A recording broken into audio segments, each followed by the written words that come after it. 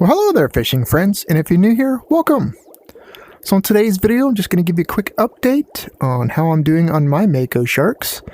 I finally just now got my 15th Mako Shark, just before I started this video, and I was going to bring you back here and do a little discussion on it to let you know about how long it takes, if you haven't quite got there yet, and maybe some of the best lures to use, some of the best live bait to use and stuff like that. So like I said, I've got my first 15 Mako. It took between 5 to 6 hours. So there was times I was getting, like 4 back to back. And then there was, last night I did probably about an hour to hour and a half with multiplayer with 4 people. And I was the only one to catch 1 Mako. So, I mean, there's times that you catch a lot. There's times that you don't catch a lot. Let's jump out and do a little fishing, and I'll kind of show you some of the things that I picked up when I was catching my first 15. Alright, so here we are. I'm going to do a little bit more fishing. Maybe I can get my 16th Mako in this video. What I'm going to do now is show you kind of the different bait and lures I was using. You can see there that I have that lure there. What's a EGIA? I call it the rainbow lure. That is a good lure because we are going to be targeting, actually, the diamond squid. If you want to fish on expert, go ahead and target the diamond squid. I've been doing that. It's really good at attracting the sharks, not only the zombie shark, but the Mako and the goblin shark as well. I do end up catching a lot more zombie sharks than I was Mako sharks. I think I'm at 29 or 30 zombie sharks now. And I started with 1. I only caught 1 last year during the event. So, yeah. So I think I've caught about 28 to 29 doing this to my 15 Makos. So it's a lot more zombie sharks than Makos. So the diamond squid is a good one if you want to fish on expert. And to do that, you can use the rainbow lure here. You can use any of these lures here, the minnow or the metal jig. For live baits, you got the crawfish and the krill. One of the nice things about using the krill is you can also target the big fin reef squid, and that is another one that targets that the zombie Makos and all the other sharks really like to go after. So with live bait, I would highly recommend using the krill and just targeting the swirls on top. Or if you want to just use the lure, you can use the lure targeting the swirls on top. Nice thing about the lure is, you can cast out and reel it in pretty quickly and see if it turns red pretty fast. There it goes. It's red. Now these squids do run, so it does take a little bit longer than how my previous video I said catch the smallest fish because they don't run. These do run, but it's just a small run. And you want to watch them swim. If they swim slowly, then it's the squid. If they swim really fast, then it's not the squid. You can see that is the squid.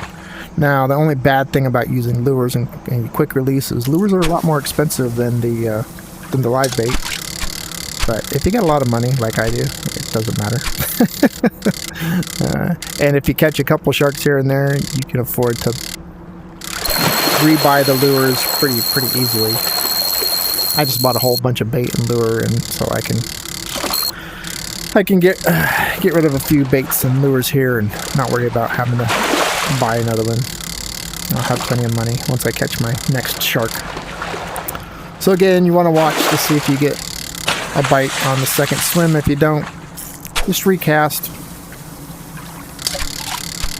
and then yeah, let it go, recast, and go after that same squid. And I have found that I'm getting a lot more bites on the squid than I was the other smaller fish.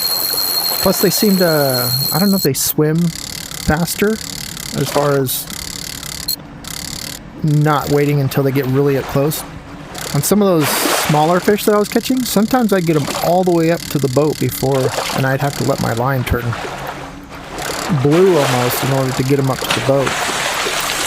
So yeah, I switched to catching these squids, and they're a lot better as far as attracting the sharks.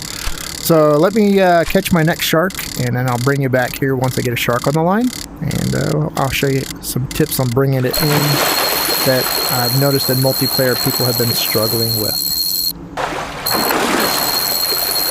There we go. That didn't take too long. I think that was my third cast. It is just a zombie shark. It's not the Zombie Mako. So, unfortunately. But it's going to be similar. Now, the Zombie Makos, I don't know if it's really... It's not any harder for me. It might be a little harder for some people. But I haven't really noticed that much difference as far as bringing any of the sharks. I've had a lot of people tell me that the goblin shark's really hard for them. But I haven't really noticed a big difference. Now, besides getting your snaps, getting your directional pulls, one of the things that people have been telling me is they lose it right when they get it up close to the boat. And so once I bring this up to the boat, I'll show you probably what's going on. So yeah, make sure you get those snaps in.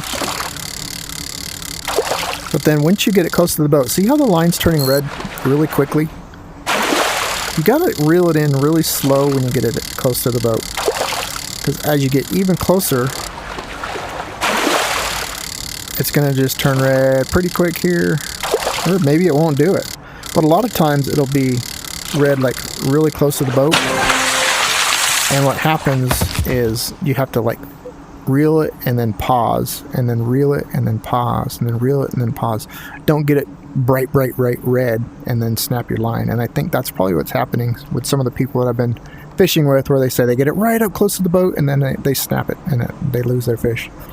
So sometimes when you get it close to the boat, some of these fish, and it could be the Zombie Mako that's doing it as well, will turn red when you get just shortly out there, and it'll be like red the whole time you're trying to bring it in. So just bring it in slowly.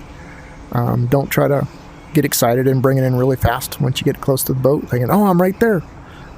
Make sure that line is green before you bring it in if you got line color turned on. So hopefully this video was helpful for you, and if it was, make sure you give me that thumbs up. Thanks for watching. Have a great day. Bye-bye now.